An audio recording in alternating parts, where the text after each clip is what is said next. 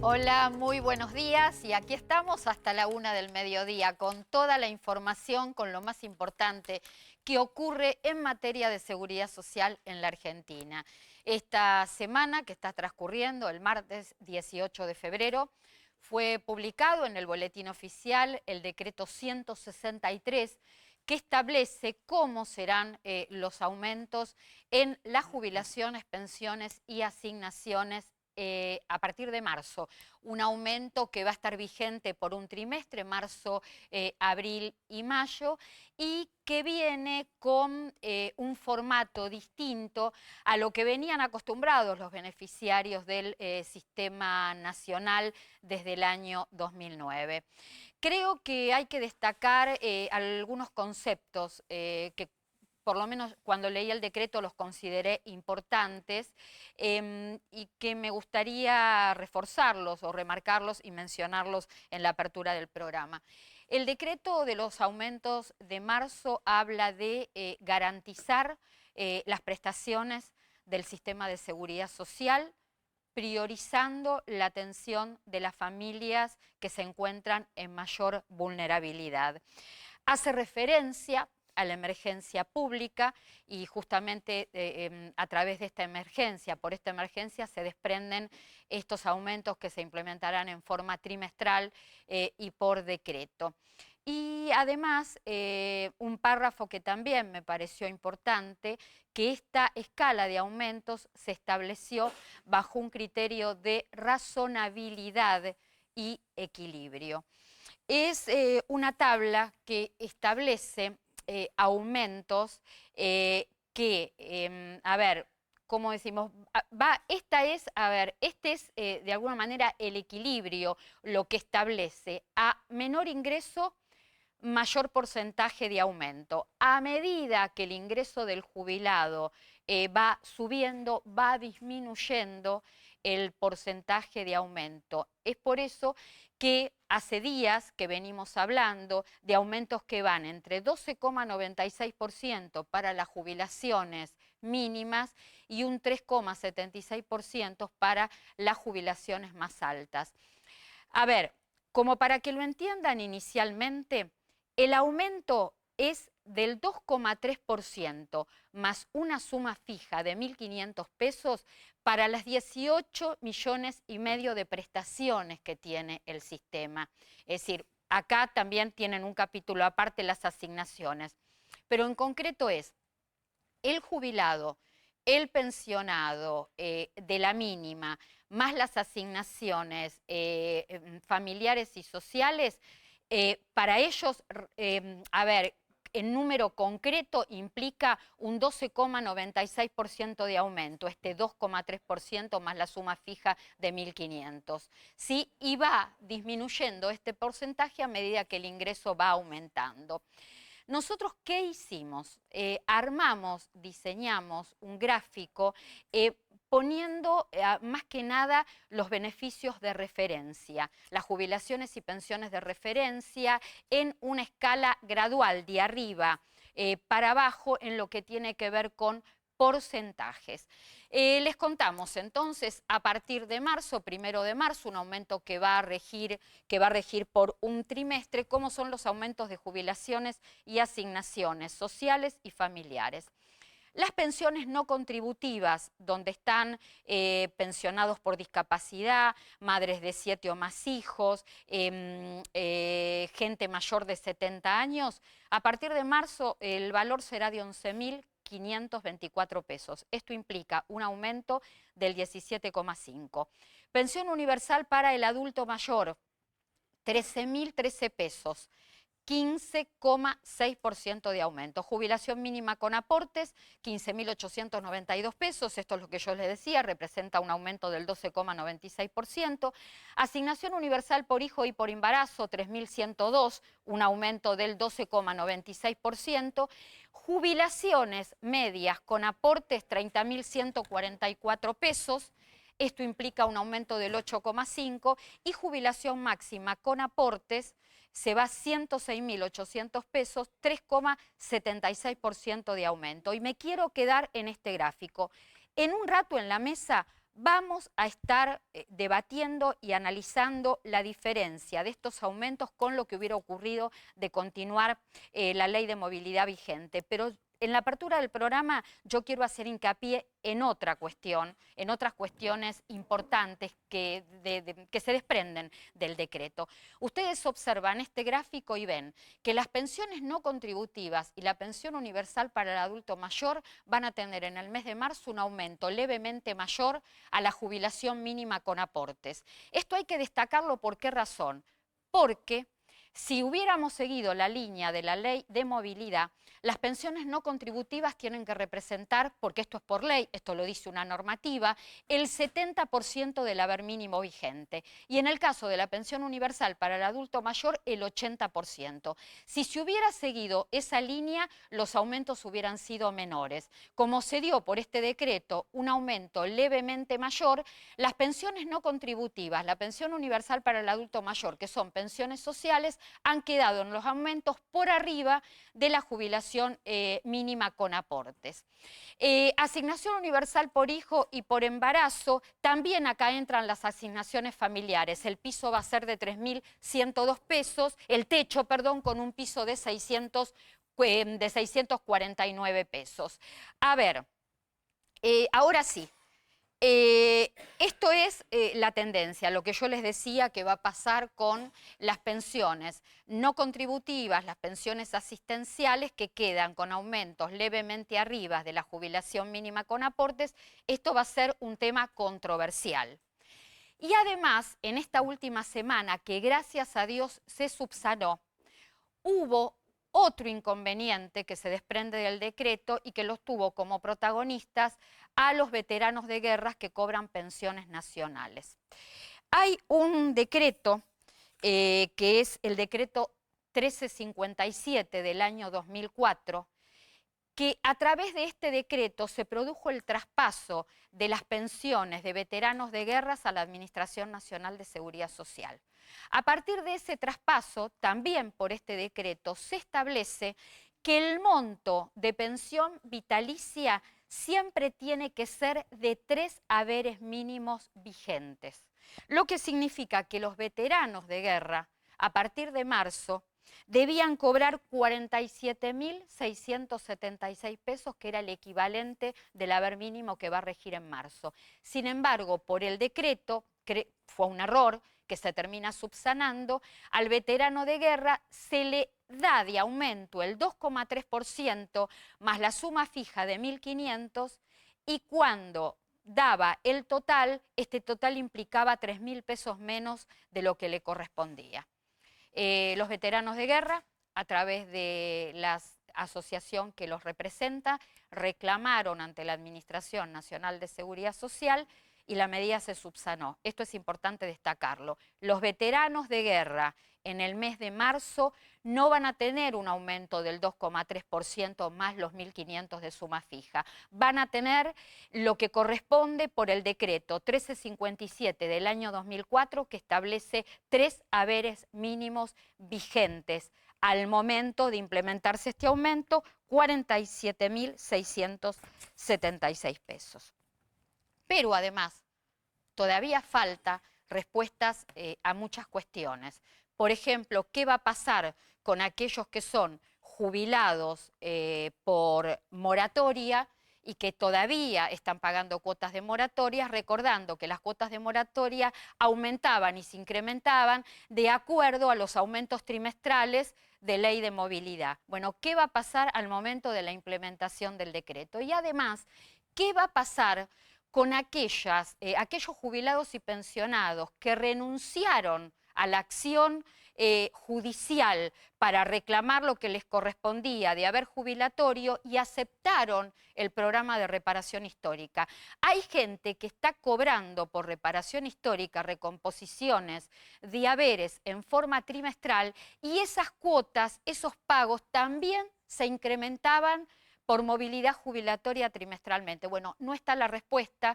Hay muchas preguntas con respecto a esto y esperemos que la Administración Nacional de Seguridad Social dé la correspondiente respuesta tan rápida y efectiva como ocurrió esta semana con los veteranos de Malvinas. La pregunta, el debate por estas horas es si este decreto, este aumento discrecional, lleva atrás un ajuste fiscal. Yo les voy a decir lo que opino al respecto.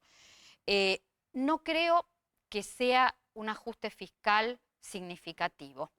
Creo que sí esto marca de alguna manera una tendencia a achicar la pirámide previsional. Lo que pasa es que esta tendencia choca ¿con qué? Con lo que dicen las leyes. Nosotros tenemos leyes previsionales que establecen un monto de jubilación que es la consecuencia de un salario. Es decir, que si se va por la tendencia del achicamiento de la pirámide, habría que respetar todo lo que hay hasta acá y modificar las leyes para adelante. ¿Qué me tranquiliza? Me tranquiliza que el gobierno siga insistiendo en que va a elaborar, que está elaborando un proyecto para una nueva movilidad jubilatoria. ¿Y por qué me tranquiliza? Porque los aumentos discrecionales o los aumentos por decreto, por historia, nunca fueron la mejor medida, nunca fueron la mejor idea. Los aumentos discrecionales, si miramos para atrás, nunca le hicieron bien ni a los jubilados ni a la seguridad social. Hay una nueva propuesta que es una nueva movilidad jubilatoria. Espero, confío en que el gobierno esté armando una buena alternativa. A ver, yo siempre confío en cada gobierno y en las propuestas cuando se trata de jubilados y cuando se trata de seguridad social. Así que realmente espero, ansío, una nueva propuesta de movilidad jubilatoria que haga que la economía no siga financiándose con los jubilados, porque los jubilados no pueden más. Y quiero una política que entienda que el jubilado y el pensionado en la Argentina no puede, bajo ningún punto de vista, seguir siendo un relato. Ya volvemos.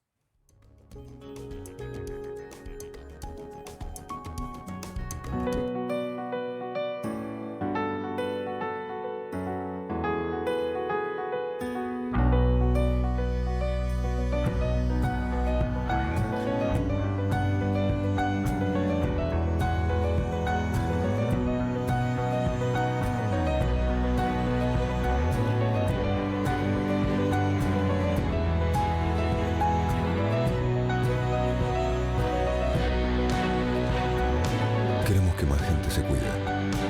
Más de 500 charlas de prevención en todo el país durante el último año. Súmate vos también. Conoce más en osde.com.ar.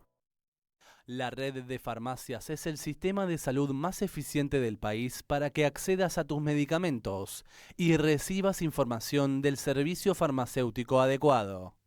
Millones de jubilados y pensionados pasan por las farmacias argentinas. Son historias cotidianas que compartimos con afecto, respeto y profesionalismo.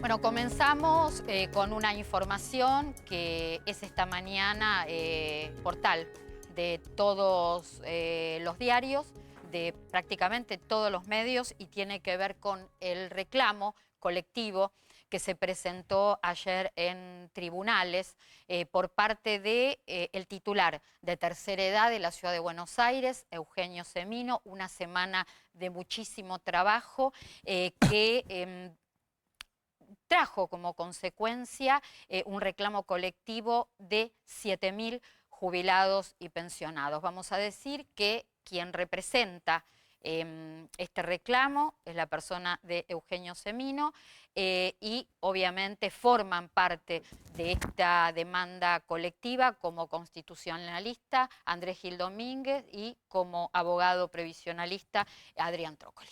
Sí, que ambos dos les agradezco, hicieron un excelente trabajo profesional y más allá de lo técnico, dotado de una particular condición humana.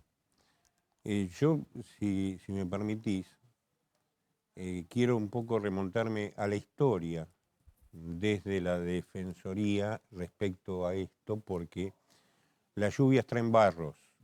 Yo ingreso a la Defensoría como defensor adjunto el 14 de abril del 93. Venía de tener prácticamente 10 años los hogares públicos de discapacidad y tercera edad. ¿Por qué cuento esto? Porque en Argentina los adultos mayores, los discapacitados, fueron dejados de lado del Estado históricamente. Yo en una época los recogía en los hogares públicos que tienen la misma dificultad hoy que en aquella época. Y cuando llego había un caso similar a todos estos que estamos viendo, que fue el caso Chocobar. Nada que ver con lo último que se menciona. Está bien, como pero apellido. Chocobar tiene que ver con índices de movilidad. Bueno, por eso. Claro. Y el caso Chocobar tuvimos, yo y otros, que recurrir a la Comisión Interamericana de Derechos Humanos, porque la Corte Suprema de la época lo había tenido cajoneado 7 años. Cuando falló vía la denuncia internacional, le hizo un descuento en su pretensión a los jubilados del 87%. Muchos ya habían muerto.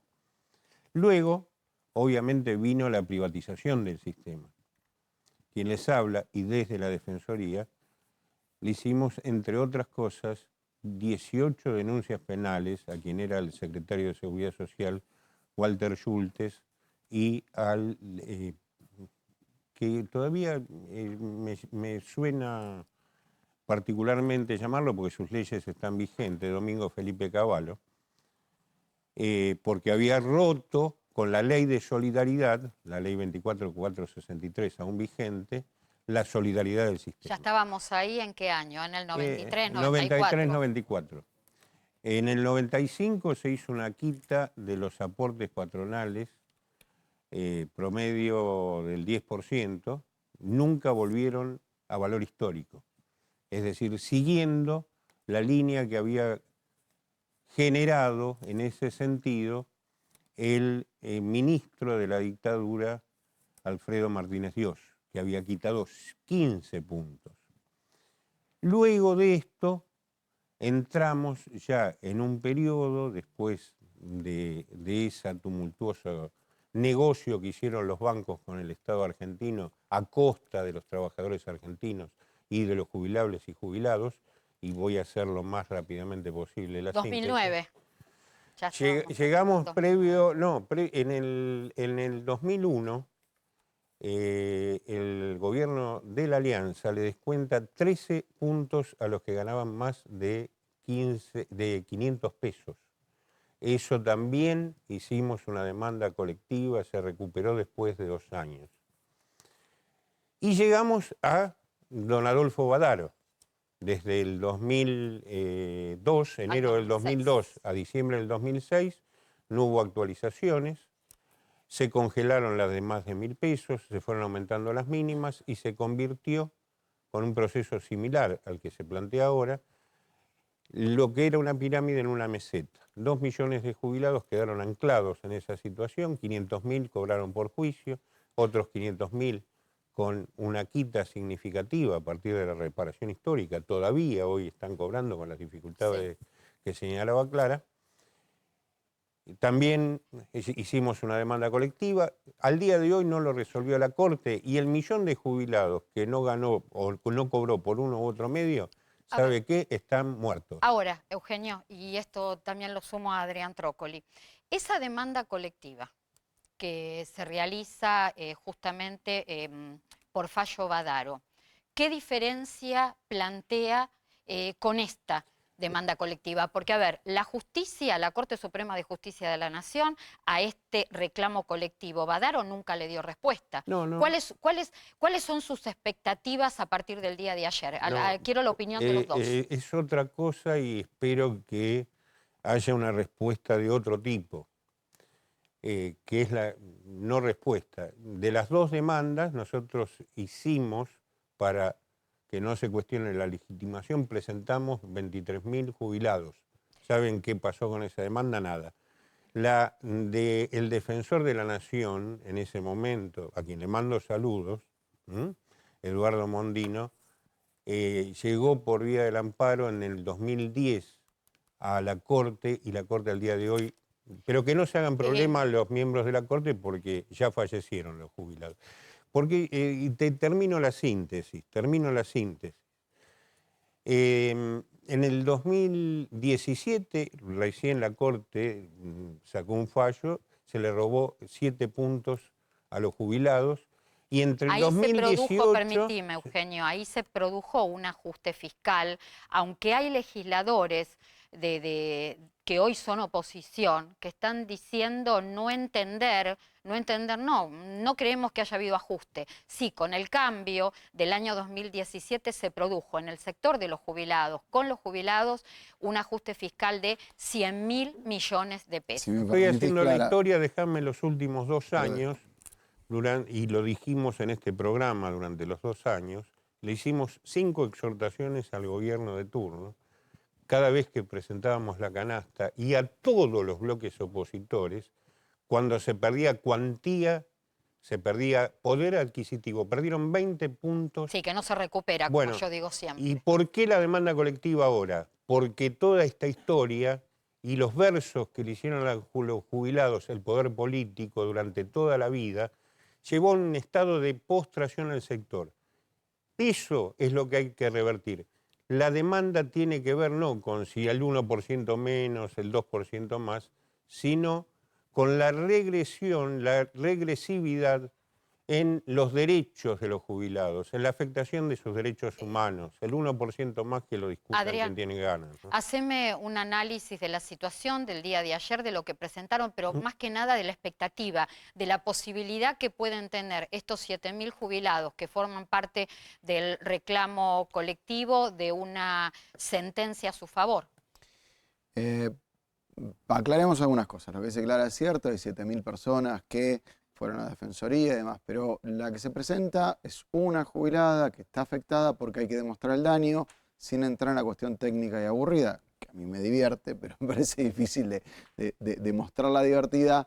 Hemos evolucionado mucho en los últimos 10 años, no es el Defensor del Pueblo, no es el Defensor de la Tercera Edad, es una asociación civil, y para dar una comparación sencilla vendría a ser como las asociaciones civiles que se presentaron para frenar la suba de los servicios, de las tarifas. Muy bien. Entonces, se presentan, en este caso una asociación, probablemente haya alguna otra que se agregue, pero lo que están haciendo es pedir por el universo total de jubilados. ¿Cuál Entonces, es el universo, el número? 2 millones y algo de personas, pero básicamente son todos los que cobran más de la mínima, en realidad arriba de 16.400 y algo pesos, que son los que cobran menos del 11%. Lo voy a decir sencillito, porque lo que tratamos es hacer una acción sencilla en apenas 50 páginas.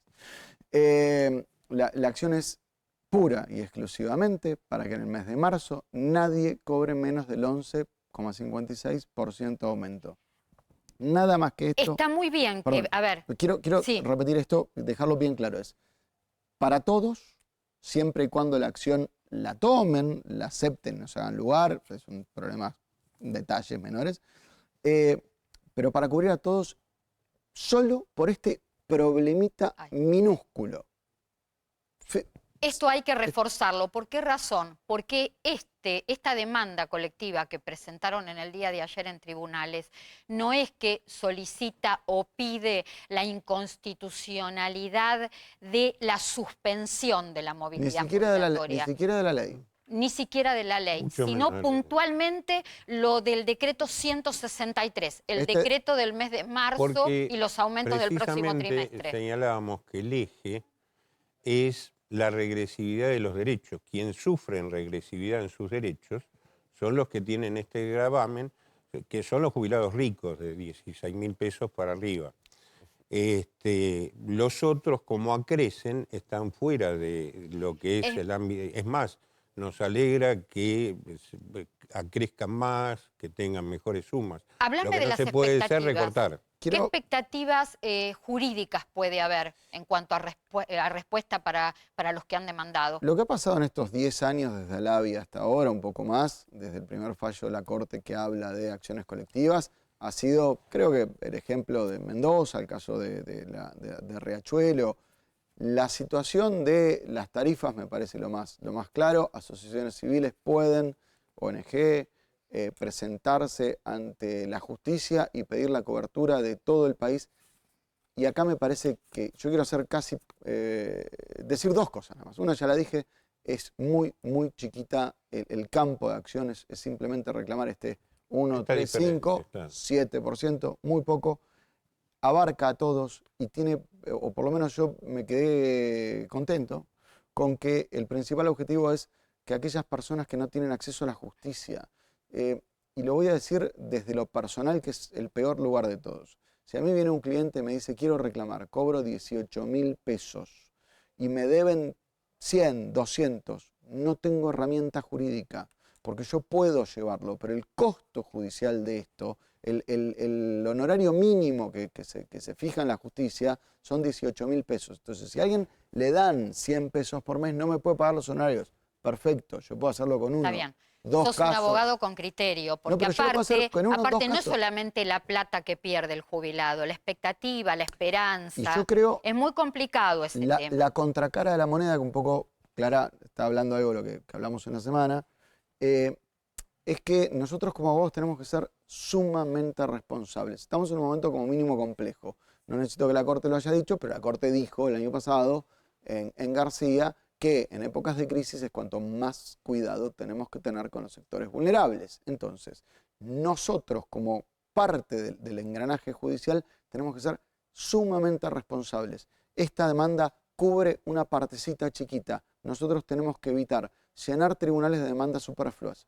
No podemos ir con 1 millón, 2 millones de demandas a decirle páguenle 100 pesos a alguien, porque lo que hacemos es que aquella persona que tiene una incapacidad y ansés por un error, por mala reglamentación, porque no tiene ganas, perdió las 2 piernas y no le da un retiro por invalidez porque lo presentó tarde, el tribunal está tapado con 1 millón de demandas de 100 pesos y le quitamos el derecho al acceso a la justicia a toda la población. Entonces, por partes, la idea es simplemente permitirle el acceso a la justicia por una parte chiquita y también decirle al gobierno, esto tiene que terminar en un momento, la emergencia termina, bueno, por favor, a ver, ahí está, la emergencia. Esta es una. Sí. Pero espera, quedémonos en la emergencia. Sí. ¿Puede la justicia decir ante el reclamo que se presentó en el día de ayer, no señores, no se hace lugar porque estamos en emergencia pública y dentro de la emergencia pública está la emergencia previsional? No, es más, está declarada la emergencia previsional. Está la emergencia previsional. Perfecto. Perfecto, pueden decirlo. Lo que no pueden decir son dos cosas. Hay una que a mí me daría mucho prurito decir, si yo fuera a firmarlo. Primero, están en emergencia algunos. Claro. No todos. No todos los jubilados. No me la voy a agarrar con los docentes, pero lo voy a usar de ejemplo 2 o 3 veces hoy. ¿Sí? Los docentes no están en emergencia porque el promedio de jubilación docente está hasta en 60.000 pesos. Entonces, me parece que o emergencia para todos o para ninguno. Primer concepto así básico. Vamos a suponer que tenemos una emergencia y la aceptamos. Y aceptamos que unos paguen más que otros. No los que más cobran. Porque hay gente que cobra más, pero no está en emergencia. No es parejo esto. Entonces vamos a aceptar que podemos no ser parejos. Total, la equidad no es un bien que andamos defendiendo. No, la equidad no es justamente una de las cuestiones más fuertes de la seguridad social. Bueno, pero escúchame, entré en primer año y hablamos. A ver, igual vos mencionas a los docentes están dentro de los regímenes de insalubridad. No son insalubres. Ahora vamos a tocar ese tema de los regímenes especiales porque tenemos una semana particular con este tema. Primero, creo que los docentes tienen que ganar más. Lo digo y lo voy a repetir, ¿no? Lo estoy usando como ejemplo. Quedaron afuera, no digo que esté mal que estén afuera. La policía tiene que ganar más, los médicos tienen que ganar más, los jubilados tienen que ganar más. Lo que estoy diciendo es que los que quedaron adentro están mal, no los que están afuera están bien. Pero la comparación es dura. Para que me digan emergencia es para todos. Primer problema. Segundo problema, la emergencia tiene límite. Yo creo que este fallo se gana, este juicio se gana si el fallo nos dice aguanten 3, 4 meses, pero cuando vienen con recomposición. No escuché a nadie, no escuché a una sola persona, ni de la oposición, ni un ministro, ni a alguien nuevo que estén en SER reemplazando a los otros con la misma capacidad que tenían los otros, que ya lo he repetido varias veces, que me digan, ok, tengo emergencia, en julio les pago lo que corresponde. A ver, Adrián, y con esto cierro y cierro con Eugenio, cierro este tema. Acaba de decir Trócoli el tema de reparar, la palabra reparar. ¿Vos crees que la nueva ley de movilidad jubilatoria que va a tener que tratar el Congreso en reemplazo de la que se suspendió por 180 días va a reparar lo ocurrido o la pérdida que han tenido o que van a tener los jubilados y pensionados de más de la mínima en el mes de marzo? En términos de lo económico todo se puede reparar. Y yo, en términos de lo político, economía, sé lo mismo que de cibernética, por lo cual trato de opinar lo menos posible al respecto. Sí sé de envejecimiento y sí sé de lo que es gerontología. Este tipo de situaciones, por eso hacía el raconto histórico, lo que van deformando la sociedad y van mostrando siempre la vulnerabilidad a partir de la edad. Esto que estamos viviendo, que hayan venido 7.000 jubilados en 2 días, sin ningún tipo de publicidad, nada, implica que el colectivo está muy afectado en lo subjetivo,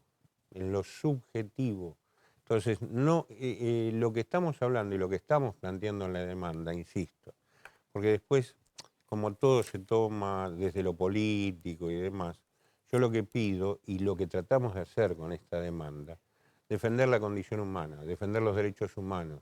Para mi generación, los derechos humanos no son una abstracción, no son declarativos. Entonces, que alguien tome en cuenta esto. Queremos que el sistema político que vino generando estas consecuencias revierta esta intención y que no vean la planilla de Excel, que vean a los viejos de carne y hueso y su sufrimiento. Muy cortito, Adriana, si paso al siguiente tema. Yo te quiero dar la contracara de esto. Vanoli dijo este martes que por los últimos 3 años había habido una pérdida de 24%, le voy a pedir prestar la calculadora, a mí me da 18, pero esta demanda, el problema de marzo, esto es una gota de agua. Claro, nosotros como abogados que defendemos situaciones particulares, hay 2 cuestiones, me voy a dirigir a las personas que sí hicieron juicio y sí tienen cambios. Esos juicios continúan porque se están reclamando un montón de otras cosas, de darle tranquilidad que esto no soluciona y que todavía quedan un montón de cuestiones para reparar. La palabra es recomposición. Si no logramos una recomposición completa al haber, y esto no es marzo, estos son los últimos 3 años, esto es un haber inicial mal calculado, estamos haciendo las cosas mal. Esto es una parte, la contracara es mucho más grande. 24, decía Trócoli, 24% de pérdida de poder adquisitivo, dijo Vanoli, yo no lo leí, me llevo por lo que vos decís y confío, vos decís 18, 24, 18, es tremendo. Es tremendo, ni merece discusión, es tremendo, esa es la pérdida del hablamos jubilado. en porcentaje, en plata es una miseria todo el sueldo del jubilado, digo. Hay que sincerarse con eso, no es producto de este gobierno, lo queremos ayudar a este gobierno, queremos que le vaya bien, pero toda la clase política argentina, si no toma conciencia de esto, estamos fritos. Reintegro del IVA, se conoció la medida, vuelve el reintegro del IVA del 15% para sectores vulnerables. Estamos hablando de jubilados y pensionados de la mínima, contributivos y no contributivos, asignación universal por hijo y por embarazo. Este reintegro va a estar en el 15%, va a ser un reintegro de hasta 700 pesos mensuales por beneficiario a través del uso de la tarjeta de débito. La tarjeta de débito que está asociada a la caja de ahorro de la Seguridad Social. Realizan compras de alimentos, esto es importante aclararlo, compra de alimentos, y a partir de ahí el circuito tarda 24 horas en reintegrar el dinero del IVA en las cajas de ahorro de la Seguridad Social. Esta medida había estado vigente en la Argentina entre el año 2016 y el año 2018. No fue, a mi criterio, difundida lo suficiente. Tengamos en cuenta que jubilados, pensionados, AUH, tiene contacto con la tarjeta de débito solo una vez al mes. cuándo va a hacerse del beneficio previsional y después, si realiza alguna compra, la realiza en efectivo. Del 2016 al 2018 creo que fue una medida en esencia buena y sin embargo se fue perdiendo y se terminó suspendiendo por dos razones. No tuvo la suficiente difusión, faltaban posts y no se informó a la gente. Es decir, no hubo la información acertada para bancarizar y para que la gente se acostumbre a este camino de bancarización.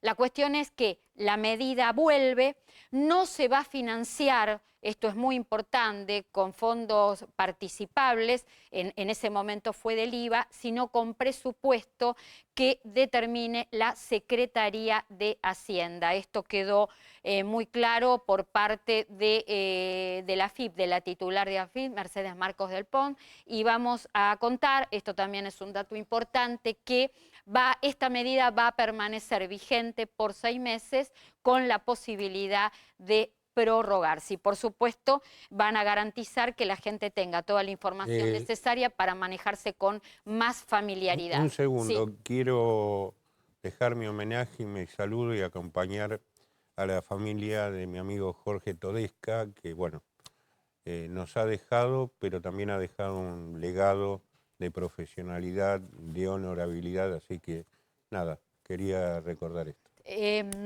Seguimos estamos con cronogramas de pago, medicamentos. A ver, tenemos que seguir hablando de bolsillo, por esto que hablábamos en la apertura del programa, pérdida de poder adquisitivo, más que nada los sectores vulnerables.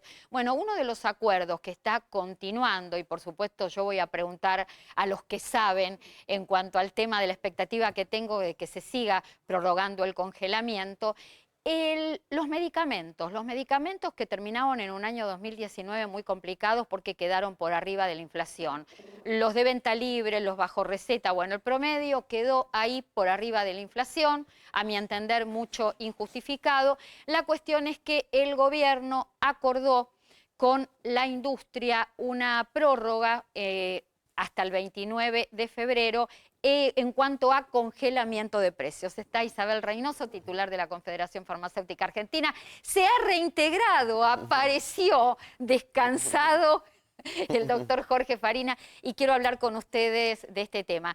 El congelamiento hasta el 29 de febrero, ¿podrá prorrogarse, Isabel? Sí, en realidad esto, Clara, la gente tiene que saber que, como vos bien decías, terminó por encima de la inflación, pero el día 16 de diciembre se retrotrajeron los precios a lo que valían el 6 de diciembre, bajó un 8% y a partir de ahí no hubo más aumento de medicamentos. En principio era hasta el 31 de enero, se prorrogó hasta el 15 de febrero y ahora la última prórroga es hasta el 29 de febrero. Pero de todas maneras, entre, digamos, esta prórroga que vino, digamos, a cumplirse el día 17, entre el 15 y el 17 habían entrado algunas listas de laboratorios que no se llegaron a impactar y los aumentos no superaban más del 1 al 2%. ¿Me dejás, Isabel, contar un poquito? Esto es del manual farmacéutico de la COFA. Los aumentos en el año 2019, bajo receta 57,14 anual, venta libre 67,66%, con una inflación que terminó en 53,8%. Un horror cómo quedaron los medicamentos por arriba de la inflación. Por eso después esta medida de retrotraer el precio, de bajar el precio primero y después de que no haya aumento en principio en estos 3 meses, digamos, del año. ¿Logró, ustedes han notado que logró desacelerar los aumentos que van? ¿Hay tendencia a que desaceleren los aumentos con este congelamiento? Sí, sí, claro. Por eso te decía, Clara, que entre el día 15 y el día 17, que fue el fin de semana, ya habían aparecido algunas listas que deberían haber impactado en los sistemas de las farmacias y rondaban entre el 1 y el 2%. O sea que eso, en principio, es una buena señal porque si se levantaba el día 15, los aumentos iban a rondar esos valores, que bueno, por supuesto son por debajo Ahora, de la ¿no inflación. acumula esto presión hacia el futuro en términos de precios, vos que conocés? Entendemos que no, porque si no tiene ningún sentido, entonces lo que se hizo, o sea, bajar el precio del medicamento, claramente, o sea, todas las bajas de precios, acá en Argentina nunca se dan bajas de precio. Esa baja de No, precio por eso, claro. claramente se tiene que sostener, si no, no tiene ningún sentido. Si vamos a bajar los precios, vamos a contener diciembre, enero, febrero, digamos, sin aumento de precio, y después cuando se levanta recupero lo anterior, no es el sentido y no es, me parece, en esta oportunidad el comportamiento que nosotros estamos viendo de los laboratorios. Y digo esto porque, bueno, pudimos ver esas listas que si se levantaba el día 15 rondaban entre el 1, el 2, esto es ponderado, digamos, en promedio, con lo cual entendemos que cuando esto se levante va a ir, digamos, teniendo aumentos que sean moderados. Y también creemos sí. que depende mucho de que la economía vaya manteniendo una estabilidad. O sea, los picos que hay de devaluaciones tan profundas hacen que en el área de medicamentos claramente... Convengamos que vamos a seguir teniendo con respecto a la inflación un año difícil, más allá de que la inflación se va desacelerando. La última medición en enero dio un 2,3% y ya mostró tendencia a desacelerarse. La verdad que vamos a tener un año que ya las encuestadoras privadas están hablando de 40 puntos de inflación. Así que es muy importante ver este tema de que se le ponga de alguna manera un freno al aumento de medicamentos, porque aparte yo pensaba, ¿no? Pensaba en Jorge, que Jorge, bueno, atiende en forma privada, pero también vos sos médico de hospital, tenés una vida recorrida, es decir, que vos te das cuenta quién puede, quién no puede, conocés las coberturas que tienen los sistemas de salud. Ahora, ¿qué pasó con el consumo? ¿Cómo está funcionando, cómo venía funcionando el paciente con respecto a hacerse del medicamento? El paciente hospitalario es muy complicado, porque es decir, normalmente los mismos laboratorios a veces tienen unos bonos con el cual si no obtienen a través de una obra social algún tipo de descuento, no tienen prepaga o no tienen cobertura desde el Estado. Hay algunos laboratorios que traen un bono como para que presentándolo tengan algún tipo de descuento y les sea un poco más fácil obtener el medicamento. Por suerte, bueno, ahora hay una nueva noticia de que van a relanzar el plan Remediar, lo cual es importante para los hospitales y sobre todo para la gente que no tiene ninguna herramienta de conseguir medicamentos en enfermedades prevalentes y crónicas como es la hipertensión, como la diabetes, como la obesidad, como son los pacientes respiratorios, es decir, los pacientes psiquiátricos, son todas medicaciones muy caras. A ver, me abrió la siguiente pregunta, Jorge, porque exactamente se relanzó esta semana el plan Remediar y también estamos a días de que se conozca el vademecum por parte de PAMI de 170 medicamentos esenciales.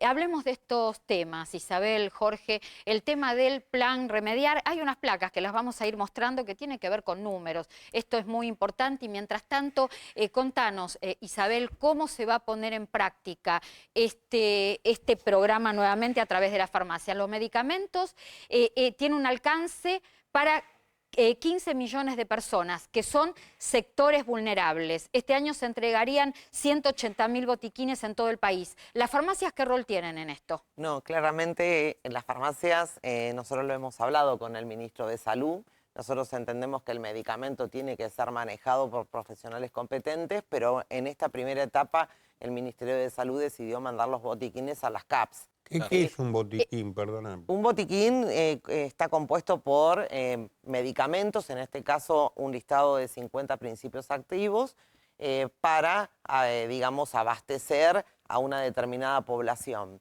En este caso, el gobierno ha decidido que vayan a las CAPS. A mí me parece, desde el punto de vista de la salud pública y del acceso a la gente vulnerable, me parece bárbara la medida. Esto ya funcionó en el país, pero nosotros entendemos que también tiene que llegar con el resguardo, la calidad, la conservación y ser manejado por profesionales competentes, cosa que en las CAPS no tenemos farmacéuticos. En la gestión de medicamentos es muy importante porque después los medicamentos se conservan mal, se vencen, pero bueno, por supuesto vamos a acompañar. ¿Han sido escuchados por parte del Ministerio de Salud? Nosotros se lo planteamos, él nos dijo que en una primera etapa quería llegar a las CAPS, a los barrios, para que la gente pudiese ir al centro de salud. Nosotros no coincidimos que digamos, se le tenga que poner a una persona para que ingrese al sistema de salud el medicamento adelante. Creo que hay que poner al médico primero, que es el que prescribe, y en consecuencia después, si hablamos de uso racional de medicamentos, o sea, como medida en términos de salud pública, está muy buena. En una emergencia y en una crisis como la que tiene el país está muy buena, pero nosotros esperamos que en una segunda etapa esto se encauce a través de la farmacia. Recién hablábamos de un alcance de 15 millones de personas y dos puntos importantes a tener en cuenta, que lo estamos viendo en pantalla mientras charlamos con Isabel Reynoso y con Jorge Farina, reducen un 75% el costo de los medicamentos respecto a los precios de mercado. Esto es una gran preocupación. El precio del medicamento que se vuelve cada vez más inaccesible para todos. Es decir, hay gente que la pilotea y puede comprarlo, pero el que no puede, ¿qué hace si está enfermo? Realmente es una situación que hay que atender y hay que atender en profundidad y con una política sostenible. Pero sí, Jorge. Tenemos otro problema. Mirá, yo atiendo, como vos dijiste, gente en el hospital, gente de obra social, gente privada. Mucha gente viene protestando contra el sistema de PAMI y yo les digo, mirá, en este momento PAMI fuera de una prepaga es lo mejor que te puede pasar, inclusive en comparación con una prepaga. Tiene la cobertura más alta. Porque la cobertura que se tiene es la trata más de alta. jubilados y Después, pensionados. hay más de 15 millones de personas, porque vos tenés mucha gente que están bajo un sistema de obra social, provincial o nacional, sin dar nombres, que cada vez cubre menos. Y que tenés que indicar sí o sí por genérico. Acá tenés una equidad, acá estás marcando vos, Jorge, una inequidad. ¿Por qué los jubilados y pensionados en la Argentina, todos no tienen la misma cobertura en cuanto al tema de medicamentos? A ver, y también cobertura en general.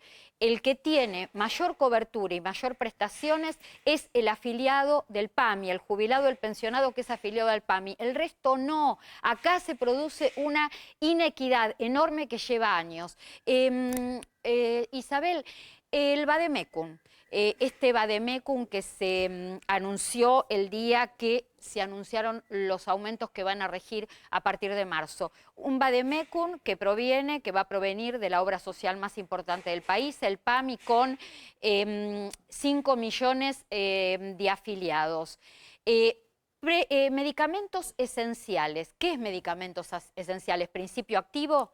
Sí, son los principios activos. Ese listado son 170 principios activos que contienen los medicamentos básicos, y esto la OMS, la Organización Mundial de la Salud, cada 2 años actualiza el Vademecum de medicamentos esenciales. Entonces, en esta etapa lo que se ha hecho es tomar el Vademecum de la OMS y cruzar con el consumo de lo que tienen los jubilados nuestros en la República ¿Hay Argentina. reglamentación? Porque yo había preguntado al PAMI la semana pasada, todavía estaban en elaboración, ¿no? Están trabajando con el Vademecum y en principio lo que se va a hacer es impactarlo en el mes de marzo, a partir del 2 de marzo, en el programa 337, con el convenio tal cual como está, ¿sí? Sumar, digamos... Va a ser para patologías prevalentes. Es decir, de uso frecuente, medicación de uso frecuente. Exactamente. También hay algunos antibióticos que son de agudo, después todo lo que es... Colesterol, presión. Exactamente. Las crónicas. Sí, eso exactamente. Sería eso sería lo prevalente y eso es lo que... Esperemos, que nosotros esperamos que, la verdad, que no esté el ibuprofeno, porque el ibuprofeno sí lo puede comprar el jubilado, y que estén los medicamentos que se requieren para las patologías realmente importantes y crónicas, que son aquellas que todos los meses tienen que tomar los adultos mayores, porque si no, si reducen las dosis o si lo toman, digamos, salteado, provocan un deterioro en la enfermedad crónica que tienen. Jorge. Espero que entren los medicamentos psiquiátricos, ¿no? Sí, porque los pacientes de adultos mayores, muchos de ellos... Hay un problema que decía Clara correctamente. Hay 1 millón de jubilados de adultos mayores que no están en PAMI. Sí. Y las obras sociales no son alcanzadas. ¿Sabés qué ¿no? número? Lo tengo el número. 800.000 jubilados y pensionados que no tienen la cobertura tan alta que tienen... Nosotros tenemos 2 problemas en Argentina con lo que es el sistema de salud. Me vengo a Argentina. Estructurales. Uno es la fragmentación de la seguridad social, ¿sí? O sea, el PAMI es para la obra social nacional, después cada obra social provincial, que también cuando se jubilan tienen esa obra social, después las obras sociales de la superintendencia, las prepagas, y con coberturas de salud totalmente Diversas, diferentes porque depende del dinero que tiene. Y a mí me parece que acá también hay un juego a ver quién le da más y una competencia de quién le da más o quién le da menos, en Jorge, realidad, y hace que haya Y diferencias es entre un inequitativo. jubilado... En la gestión anterior hubo un esbozo de querer pensar seriamente el sistema de salud y el previsional, pero eso del salud, creo que los 2 primeros años estuvieron a fondo y después quedó ahí, diluyó. Yo quiero Y- decir lo y siguiente. la otra cientos- situación, Clara, sí. un minutito, es Sí.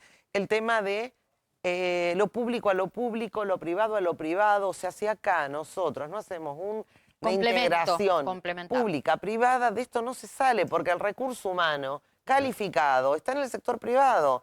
Entonces, la realidad es que el tema de salud tiene que, la universidad forma profesionales, médicos, bioquímicos, odontólogos, farmacéuticos, y después, claramente, esos profesionales que se capacitan, lo único que pueden hacer es dar salud o estar en la atención de salud para los que tienen dinero. ¿Sí? Entonces, a mí me parece que si queremos levantar la calidad de lo que es la atención, debe definitivamente haber una integración en Pero eso. Sí, una es cosa, muy chiquita, cortito, algo más, Jorge, por también favor. educar a la gente, porque vos tenés un problema con la gente que a veces por ahorrarse un peso en algo, le quita herramientas a otro que realmente no tiene una sola posibilidad de acceder a algún tipo de atención o de algún Tiene que tipo de haber un medicamento. sistema integrado. Chicos, se Tenemos me que va el tiempo. sincerarnos. Quiero solamente, para ir cerrando esto, gracias Isabel Reynoso, quiero contar que estos 170 medicamentos esenciales replican en 2.500, nombres, se activos. dice nombres exactamente. 2.600, 2.700 especialidades medicinales. Y ahí está, lo dijo mejor 170, quien sabe sí, que es sí. Isabel Reynoso, y esto implica también un ahorro en los jubilados de un promedio de 3.000 pesos mensuales. Tengo que ir a los cronogramas de pago, ahí lo marco, se voló el tiempo, y bueno, ¿cómo vienen los cronogramas de pago para la semana que viene? Y le voy haciendo pensar a Trócoli que 1 minuto nos queda nada más para lo que se trata la semana que viene en diputados, que es el cambio previsional para Poder Judicial y Diplomático. Un minuto, Trócoli, a ver qué... Bueno, y vamos mientras con los cronogramas de pago. Mensual febrero, 2 terminaciones de documento por día hábil entre el 26 y el 28 de febrero.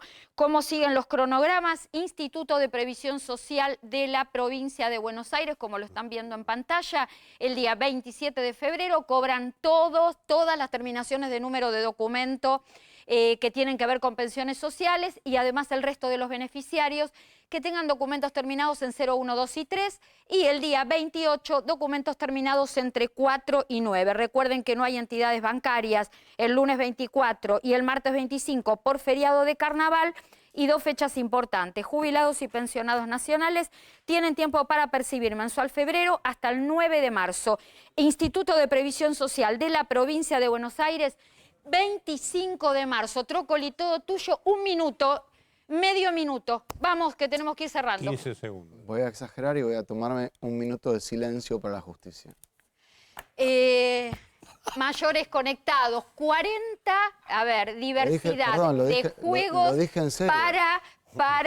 lo vamos a hablar en detenimiento la semana que viene, porque se viene un cambio en todo lo que tiene que ver, por lo menos es lo que se plantea, edad, porcentaje de aportes, cálculo del haber jubilatorio A ver, les anticipo la novela Trócoli Salguero para el sábado que viene. Lo que se En plantea es algunos destruir puntos- el poder judicial. Todo lo demás lo hablamos otro día. En algunos puntos coincidimos y en otros estamos de veredas opuestas, pero siempre todo en lo justo y necesario se hace con el afán de construir, ¿sí? De sumar, y eso es lo importante. 40 cursos, 40 divertimentos distintos para distintas edades, están para los chicos, para los abuelos, para que se interrelacionen y se diviertan, bueno, todo en la página web de mayoresconectados.com, y si quieren volver a ver Lo Justo y Necesario, www.lojustoynecesario.com.ar. Gracias por habernos acompañado, se voló el programa, temas, muchísimos temas, bueno, a ver, hicimos lo que pudimos. Chau, hasta luego, chau, chau.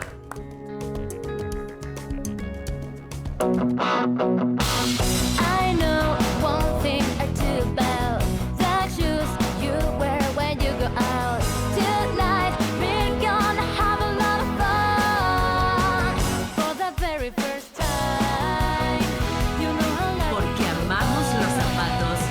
España.